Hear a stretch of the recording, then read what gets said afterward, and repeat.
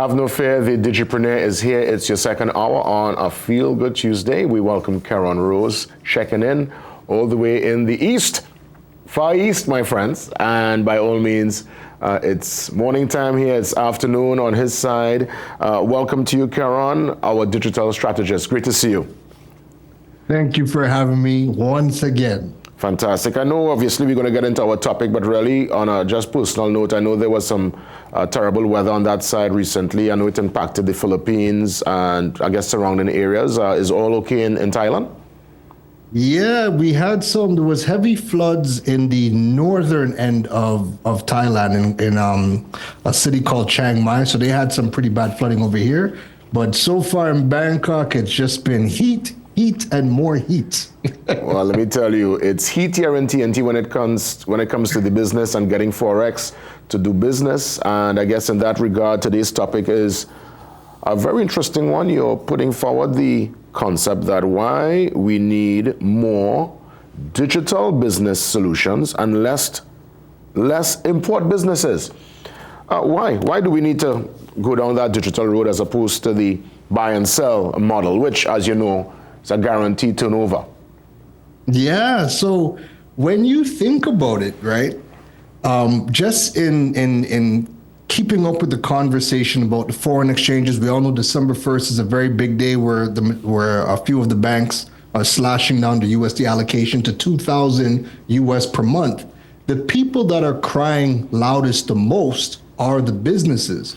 And when you look at the vast majority of businesses that are created in Trinidad and Tobago, the majority of them are dependent on imports. And in order to be able to do imports, you're going to need to have access to US dollars. So whether that be because we don't really manufacture much in TNT, whether that be you need imports for raw materials, or whether you've decided, you know what, the 9-to-5 job is not earning enough money, I need to be able to generate some additional money. The first idea that people have is buy and sell. Again, you need the USD to be able to do that. So when the businesses that we are looking to create are import driven and import heavy, you feel it the most given this client. So this is why the new businesses and people who have been in business for a while, this is going to be the time now where you need to start rethinking, how do we start getting away from these import heavy businesses and start thinking about some of the digital businesses that we can create that become net positive for generating foreign exchange. So give me an example of a digital business that could get you up and running, generate income, and you wouldn't have to be facing, let's say, the courier service, or if it's bigger business, the port. And right now, if you don't know, I'll tell you, there is an issue at the port in terms of supply chain, little work to rule going on there. So businesses are holding their head as we speak. Walk me through some digital options. All right, let me give you a good example. So when I first started my business, Droid Island, back in 2017, I started off with creating content which gave me an audience. And then when I opened up my physical brick and mortar store in Kirub Junction, I had to stock the shelves, I had to bring the products in, I had to bring the accessories, I had a lot of overheads with the physical business, right? However, because I was creating content and I was doing workshops and educating people and doing a bunch of other things on the digital side, that became a bigger revenue generating activity for me, being able to do workshops with some of our tech companies in TNT, also being able to create content.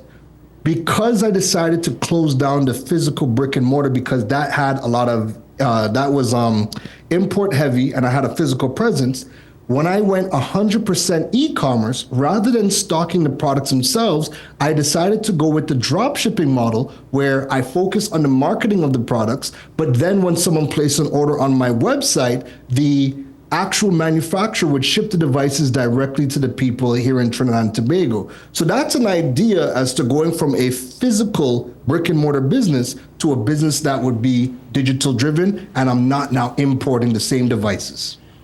So I would imagine the same protocol will exist for your digital business. You have to obviously go to legal affairs, register. Walk me through at least the back end side, and then walk me up again as it pertains to this digital business. Yeah, perfect. So Yes, you're still going through the same situation where you're registering your business here in Trinidad and Tobago, you're paying your taxes here in Trinidad and Tobago because this is where you're earning your income.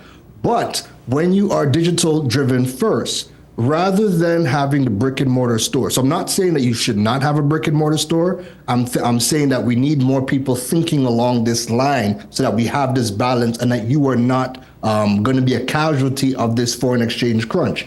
So one of the key assets that you're going to need to be able to sell online is you're going to need to have an e-commerce ready website. So that website could be built on WordPress, it could be built on Wix, it could be built on Shopify, just a couple of examples.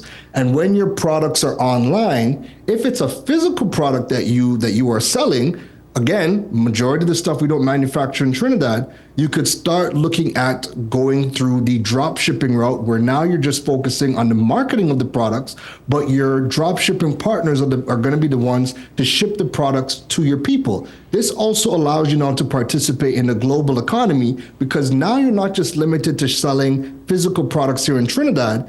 When you get good at digital marketing and marketing your online business, now you can start to ship those products to any country that you come in contact with. Again, opening you up to more clientele, and now you're going to be able to generate foreign exchange for your business.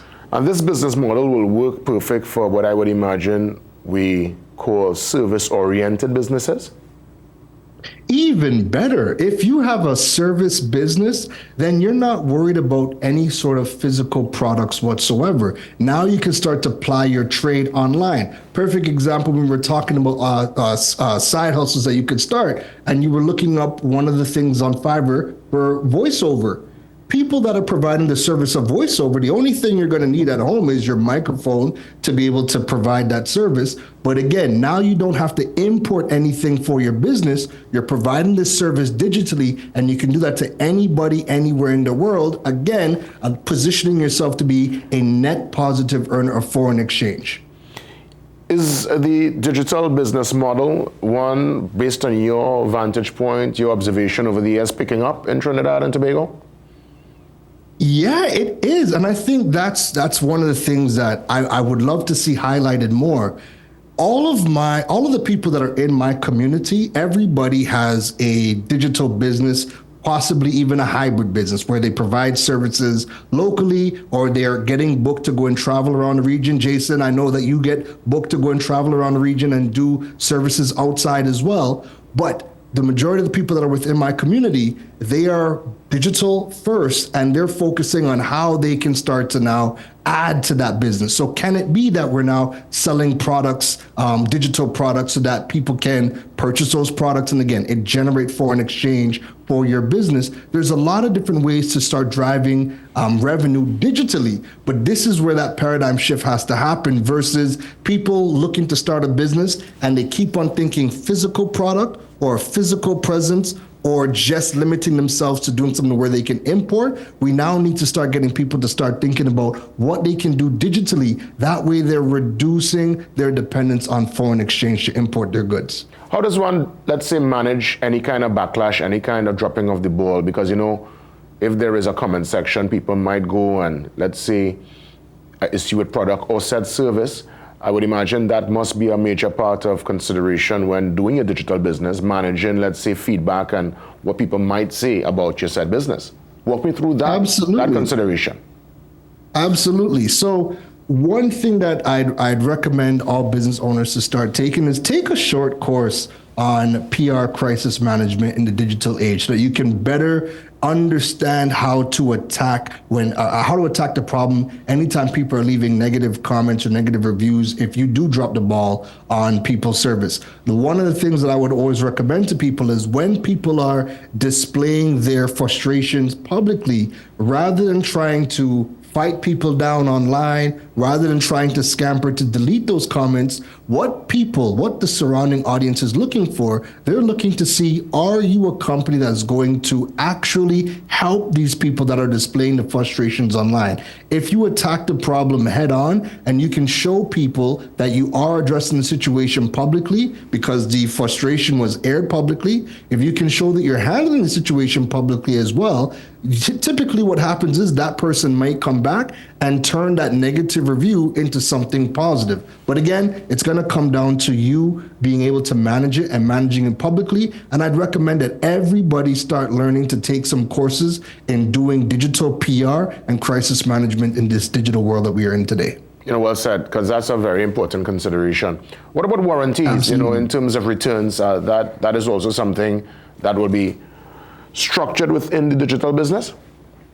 Yeah, absolutely. So again, if you are somebody if you have a physical product that you are exporting, typically you want to now work with your logistics partners to find out what the policy is that they have in place to get some of these products back. Usually if I'm going to be using, like, say, a local courier, they have a service where they can go and collect the product and bring it back to me. There may be a fee, but again, that's going to be part of what you work out with your logistics partner. If it's a digital service business, typically, as long as you're providing that service, then you're going to be good to go. If somebody does not like the work, then you would have open communication with them to ensure that everything gets sorted out and that your customers are left satisfied. And that will be obviously via your terms and conditions, I would imagine.